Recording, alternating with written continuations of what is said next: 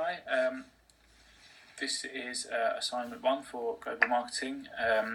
We are looking at a company called Tropic Skincare based in the UK and their entry into the Chinese skincare market. Tropic Skincare are a luxury product based in the UK. We're looking to see if there is potential for them to break into the Chinese market, what kind of target market there would be, and how successful they could be if they were to make the move over there. The thing about Tropic is they are quite well established over here. They actually had a big investment from Lord Alan Sugar, and it manufactures cruelty-free skincare products that are free from harmful toxic chemicals, which again you can see it all on their website, which is referenced at the end. So in order to do this, we've used a series of marketing tools. So we started off with pestle. If you look in Appendix 1 towards the end of the slide, you will see a pestle analysis. And from that, we managed to look at some of the findings. So in order to get into the Chinese market, politically there are some strict rules that would need to be abided by.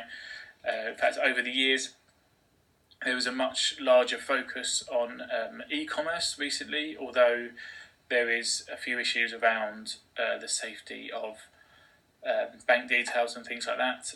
In China, they're looking much more into e-commerce, which could be really good for Tropic in regards to shipping over orders and bits and pieces like that. For the economy scale, there's been a decline in the last kind of 6 years, since 2010. But according to pestle analysis, which is in the bottom right hand corner here, which you'll see in the appendices and in the references, that's actually changing. There's a much stronger economic swing due to kind of higher savings. There's more export business that's going on, and in fact within China there's more internal skilled labour, so they're not using as much money kind of paying out and using people that are already there, which with there being more export business, again, this could be good for Tropic. Socially, there's a huge sliding scale in China between the communities. There's almost 3 tiers to their communities, from those that are kind of well off and living a fast-paced life and have all the luxuries and things they need, to the kind of middle ground, which is a slightly slower pace of life, to other areas that are really kind of struggling. There's around 420 million internet users, and again with that swing towards e-commerce, this could be a really good time for Tropic to try and get in on the export business to kind of get into the Chinese market. Technologically, even though China is thought to be at one of the forefronts of innovation in technology, their online payment system is weak, and this makes people a bit worried about sharing bank details and ordering online. So it is something that they are working on as time goes on. So again, hopefully if this system could be made stronger towards e-commerce and much more around sort of export business and things like that, then Tropic Skincare could have a way into the market. And legally, although there's no huge legal issues with kind of businesses starting up and exit strategies and things like that, similar to political, within China there were lots of specific rules and regulations in place that Tropic are going to need to be aware of. It's one of those, they almost need to think like a local, even though obviously they're coming over from the UK. The next thing that we looked at is Porter's 5 forces. So again with Appendix 2 you will see that a Porter's 5 forces analysis has been done, using Casimir language services and some cosmetic business information as research. So the things for Tropic to consider with regards to entering a Chinese market are the competitive rivalry. It's highly concentrated in China. There are lots and lots of companies over there in the skincare range. Some of them are huge companies that are quite well established. In regards to Tropic, they don't have a base out there to produce their products, so they would have lower fixed costs, but they would have high export costs. And because of the range of being all natural and organic products, They're quite a high-end retailer, so their competition out in China could be cheaper. This is something they're going to have to consider when they're kind of choosing their target market. For the threat of new entrants, the already established brands already put off new entrants because there were some big companies in there who are probably taking up a large portion of the market share.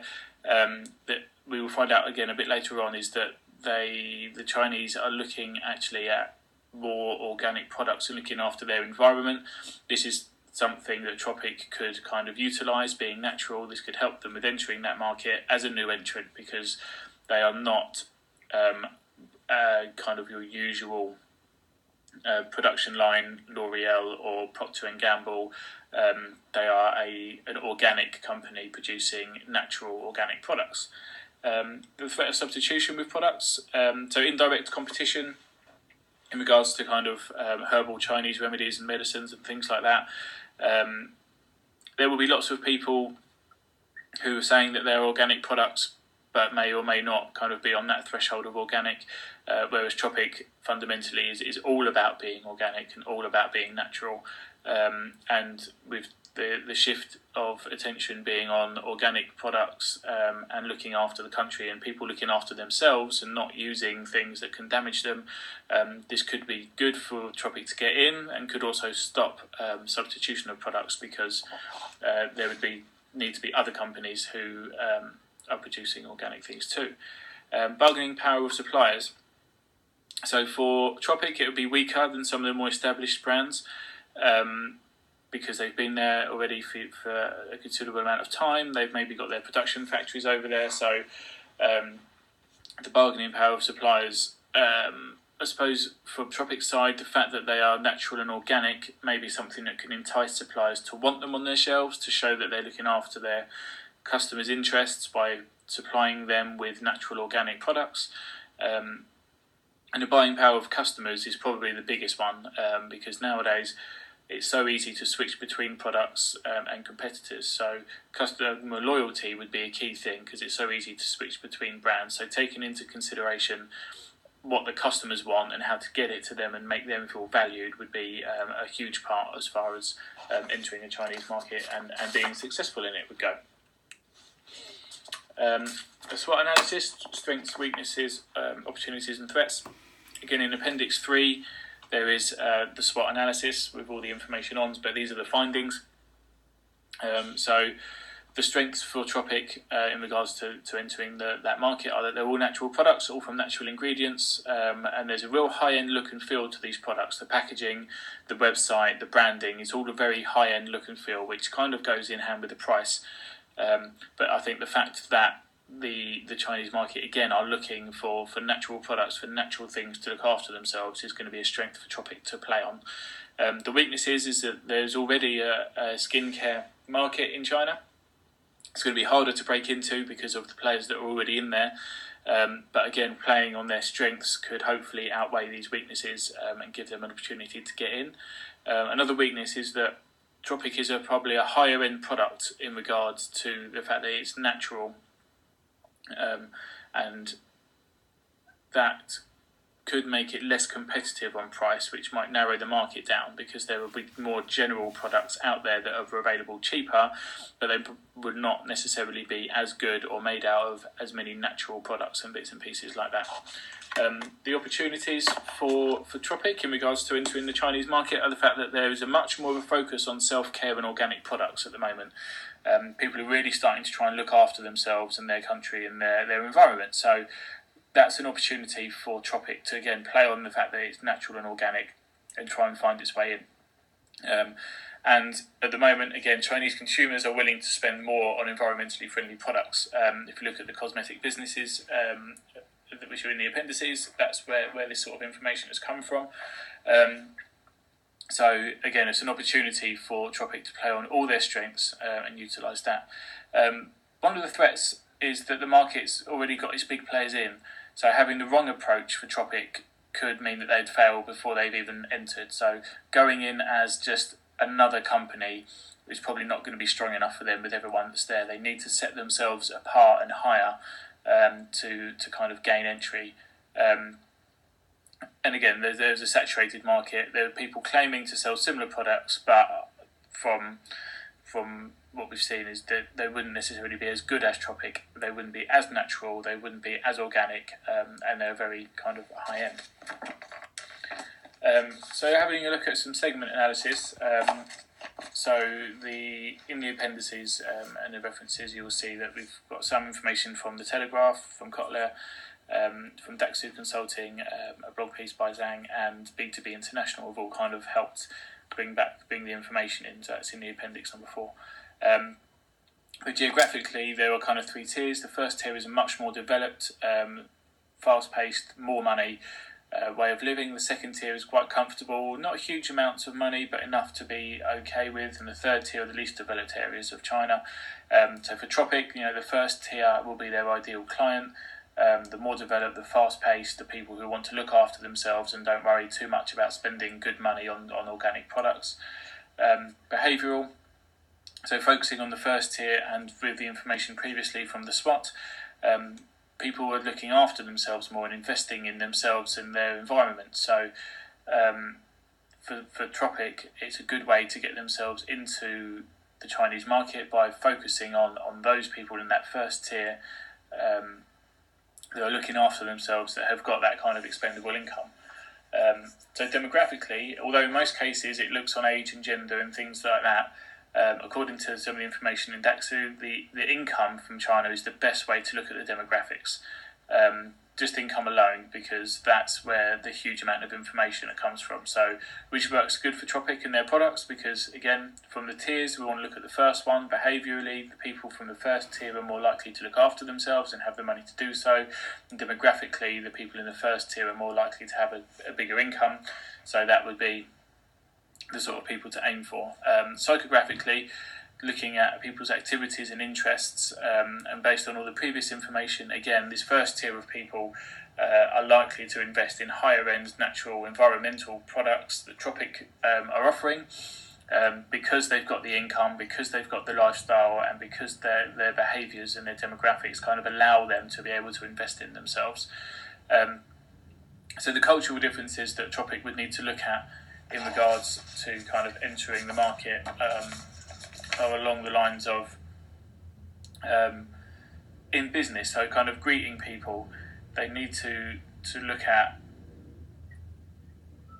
in China people greet each other with a nod or a bow, whereas British people tend to have a handshake and eye contact.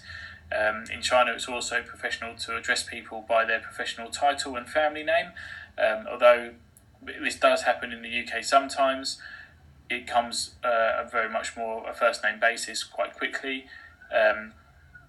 Punctuality is also key. Being there early is kind of assumed that the first person there is also the most senior, whereas that's not the case in the UK, and gift giving is quite a normal custom in China. So again, when you're looking to kind of go towards the Chinese market, having a look at these cultural differences and how to behave and how to be respectful and how to fit yourselves into their way of life is also huge if you want to be successful. And the size of the market is huge. It's got a population of over 1.3 billion, a huge land mass with a massively different areas of economy. So it's hard to know exactly where the market is. So Tropic would need to do some research on that. But again, looking at these first tier developed areas of China would be the best place to kind of look for your ideal clients. And then finally, we got on to product positioning. So there was some information found from Cosmetics China Agency, which again is in the appendix. So using the information from that, you could assume that with regards to entering the Chinese market, that Tropic is a high-end, high-priced product, so it can charge more than its kind of average competitors, because it is organic and it's environmentally friendly, and that is what the huge focus is it's using natural products to create something that you can't just get anywhere. So it's higher end, it's much better for you.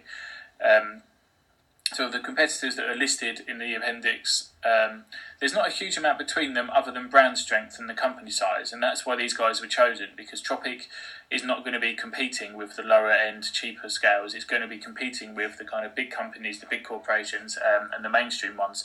So what it needs to do is to set itself apart as higher end and higher price, so that people almost want it more. And at the bottom there, so there are more companies than this that are working in China, but they're more kind of down the other end of the scale. And for this presentation and for this assignment, they're not kind of influential in regards to what they need. So as an overall, I think there is an opportunity for Tropic to break into a Chinese market. What they need to do is to look carefully at setting themselves high end at high price, looking for the first tier kind of areas of China, whilst also playing to their strengths of being natural and organic, and yeah, obviously it would need a lot more kind of looking into it in regards to an actual entry plan. But overall, that's the analysis so far. These are the references that have been used in order to get some of the information for this presentation. And then attached at the end, we've also got all of the appendices for the information that was drawn up and then used in the presentation. Thank you very much for your time.